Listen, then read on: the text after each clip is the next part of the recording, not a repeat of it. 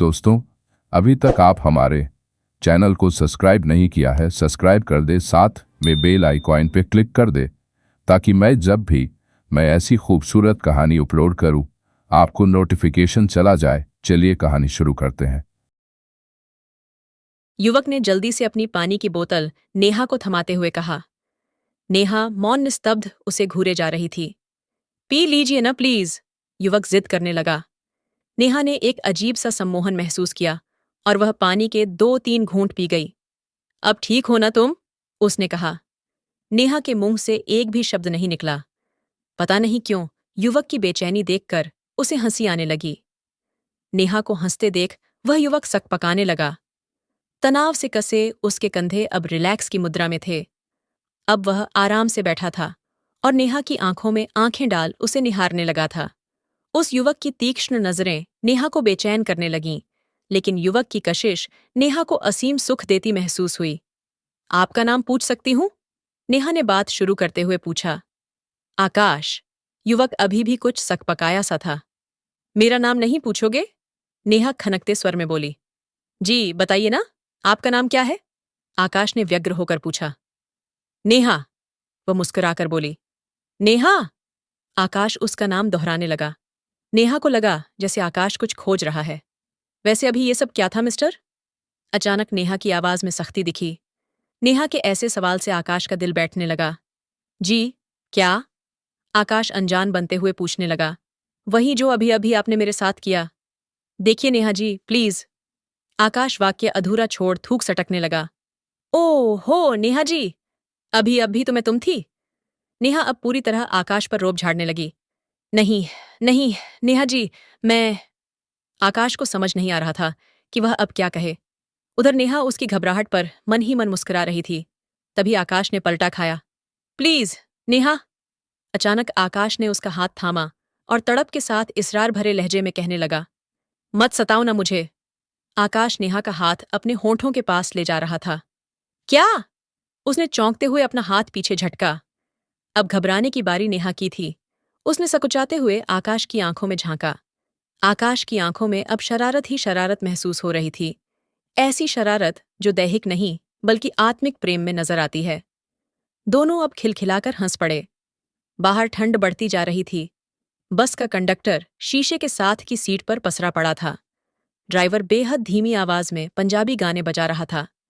पंजाबी गीतों की मस्ती उस पर स्पष्ट झलक रही थी। थोड़ी थोड़ी देर बाद वह अपनी सीट पर नाचने लगता।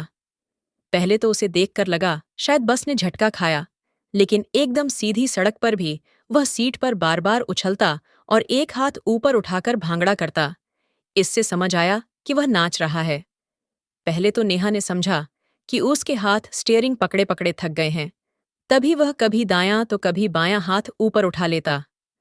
उसके और ड्राइवर के बीच कैबिन का शीशा होने के कारण उस तरफ की आवाज नेहा तक नहीं आ रही थी, लेकिन बिना म्यूजिक के ड्राइवर का डांस बहुत मजेदार लग रहा था।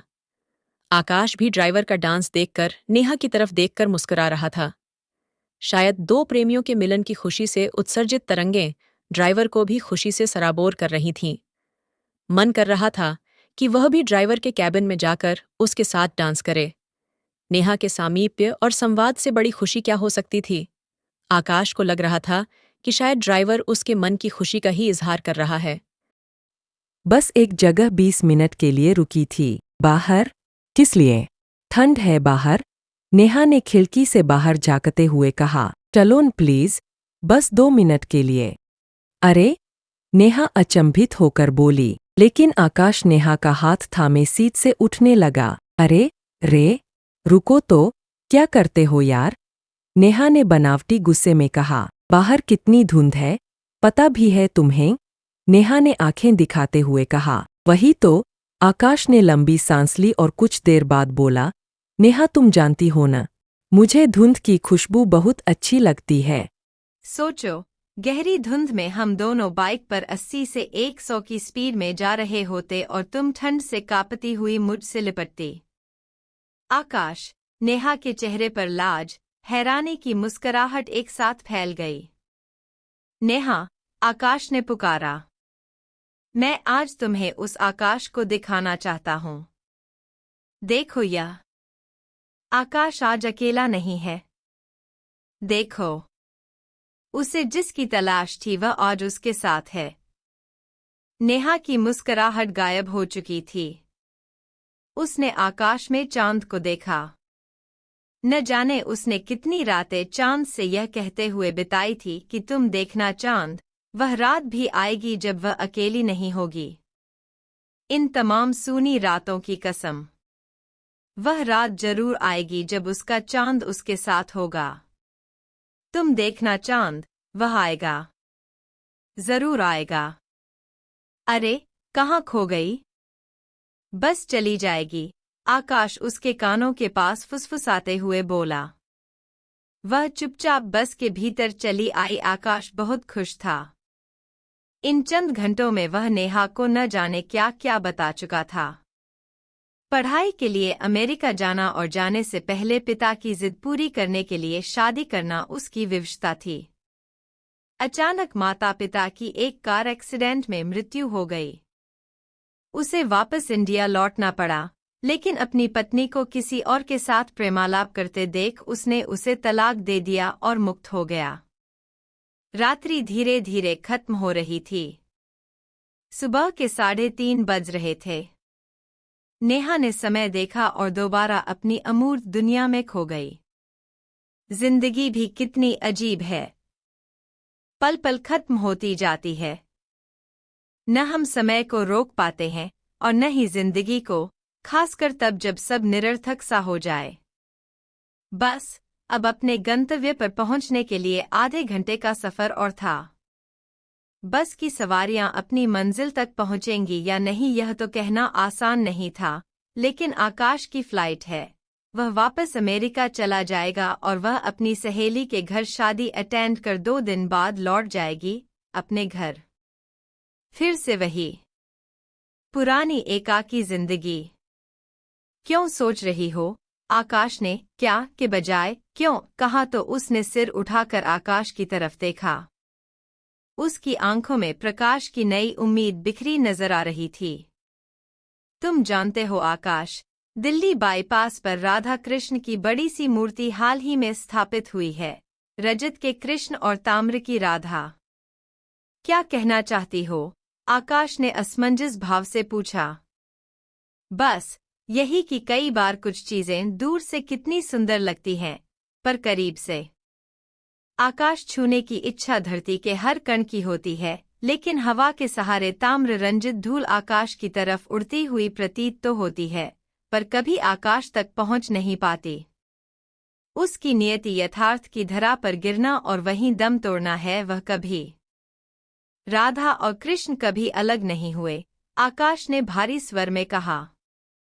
हाँ, लेकिन मरने के बाद, नेहा की आवाज में निराशा झलक रही थी। ऐसा नहीं है नेहा, असल में राधा और कृष्ण के दिव्य प्रेम को समझना सहज नहीं, आकाश गंभीर स्वर में बोला। क्या? नेहा पूछने लगी। राधा और कान्हा को देखकर तुम यह सोचती हो? आकाश की आवाज की खनक शायद नेहा को समझ नहीं आ रही थी। वह मौन बैठी रही। आकाश पुन बोला, ऐसा नहीं है नेहा, प्रेम की अनुभूति यथार्थ है, प्रेम की तार्किकता नहीं। क्या कह रहे हो आकाश?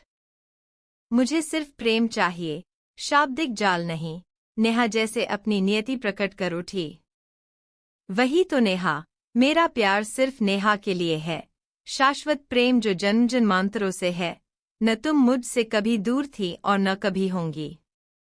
आकाश प्लीज, मुझे बहलाओ मत, मैं इंसान हूँ, मुझे इंसानी प्यार की जरूरत है, तुम्हारे सहारे की, जिसमें खोकर मैं अपूर्ण से पूर्ण हो जाऊं। तुम्हें पता है नेहा, एक बार राधा ने कृष्ण से पूछा मैं कहाँ हूँ।